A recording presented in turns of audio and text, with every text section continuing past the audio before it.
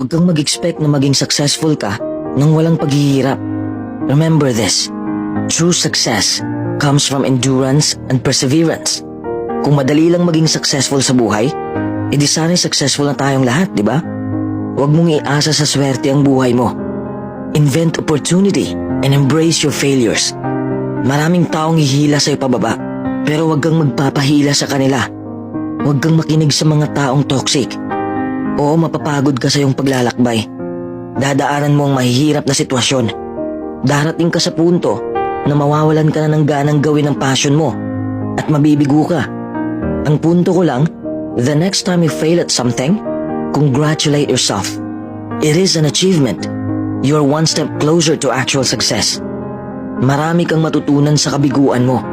Along the way, you learn a lot about yourself and you learn a lot about what makes you happy.